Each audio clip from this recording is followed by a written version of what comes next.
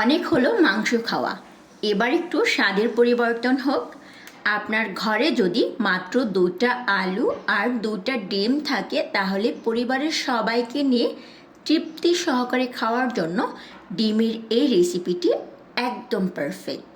সবচেয়ে সহজ এবং সুস্বাদু ডিমের এই রেসিপির ফুল রেসিপি দেখতে let's get cooking and welcome back to Dilshahara world. ফার্স্টে আমি একটা প্যানে পরিমাণ মতো তেল দিয়ে নিয়েছি, তাতে একদম সামান্য করে লবণ এবং হলুদ গুঁড়ো দিয়ে দিয়েছি।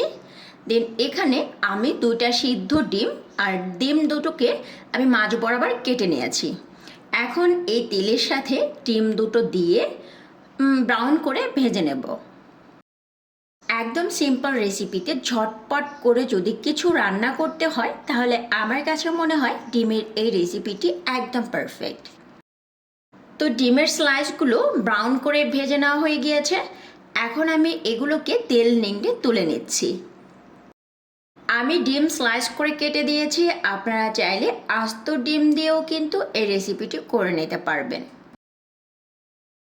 এখন সেম তেলে সুন্দর একটা ফ্লেভারের জন্য এখানে 1/4 টিস্পুন গোটা জিরা দিয়েছি আর প্রায় হাফ কাপ মতন পেঁয়াজ কুচি দিয়ে এই পেঁয়াজটা সফট না হওয়া পর্যন্ত প্রায় 1 থেকে 1.5 মিনিট মতন একটু ভেজে নিচ্ছি।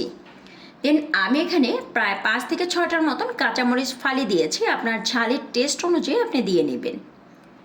একটা দিয়েছি রসুন কুচি। পেঁয়াজটা ভাজতে ভাজতে এখানে আমি শুকনো মশলা অ্যাড করছি। হাফ চা চামচ করে দিচ্ছি লবণ, হলুদ গুঁড়া, লাল মরিচ গুঁড়া, ধনিয়ার গুঁড়া এবং মশলা কষানোর স্বার্থে আমি এখানে বারবার কিছুটা পানি দিয়ে মশলাটাকে ততক্ষণ পর্যন্ত ভুনে নেব যতক্ষণ পর্যন্ত এর থেকে তেল ছেড়ে না আসছে।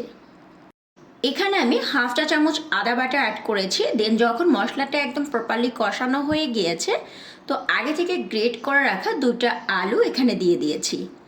আপনারা চাইলে বটি অথবা নাইফ দিয়েও এটাকে কেটে নিতে পারেন, আমি একটা গ্রেটারের সাহায্যে কুচি করে নিয়েছি। মশলায় আলু কুচি অ্যাড করার পরে আমি প্রায় 1 থেকে 1.5 মিনিটের জন্য মশলার সাথে এই আলুটাকে খুব ভালো করে ভুনে নিয়েছি। এতে করে আলুটা খেতে ভালো লাগবে আর সুন্দর একটা ফ্লেভারও আসবে। দেন একটি ঢাকনা দিয়ে এই আলুটাকে আমি প্রায় 2 থেকে 3 মিনিটের জন্য কুক করে নিয়েছিলাম। আলুটা মশলার সাথে খুব ভালো করে ভুনে নিয়েছি। এখন আমি এখানে গ্রেভির জন্য 1 কাপ মতন একদম ফুটন্ত গরম পানি অ্যাড করে দিয়েছি। এখানে আপনারা চাইলে গরম পানির পরিবর্তে ঠান্ডা পানিটাও অ্যাড করতে পারেন, তবে যে কোনো তরকারি রান্নার ক্ষেত্রে যদি আপনি গরম পানি অ্যাড করেন তাহলে কিন্তু তরকারির টেস্টটা দ্বিগুণ হয়ে যায়। পানিতে বলক চলে আসলে আগে থেকে ভেজে রাখা ডিমের স্লাইসগুলো দিয়ে একটি ঢাকনা দিয়ে এই তরকারিটাকে আমি কুক করে নেব 7 থেকে 8 মিনিটের জন্য। এ পর্যায়ে গ্যাসের ফ্লেম আমি মিডিয়াম এবং লোয়ের মাঝামাঝি লেভেলে রেখেছি। তো সব শেষ, উপর দিয়ে কিছুটা ধনিয়া পাতা কুচি ছড়িয়ে দিচ্ছি। তো গ্রেভির মাত্রাটা আপনারা চাইলে বাড়িয়ে অথবা কমিয়ে নিতে পারেন, আমার কাছে একদম পারফেক্ট লেভেলে আছে। সহজ সুস্বাদু ডিম কারি রেসিপিটি পরিবেশনের জন্য এখন একদম রেডি। এরকম অনেক সুন্দর সহজ এবং সুস্বাদু রান্নার রেসিপি পেতে দিলশাহারা ওয়ার্ল্ড চ্যানেলের সাথে থাকার আমন্ত্রণ জানাচ্ছি। আসসালামু আলাইকুম।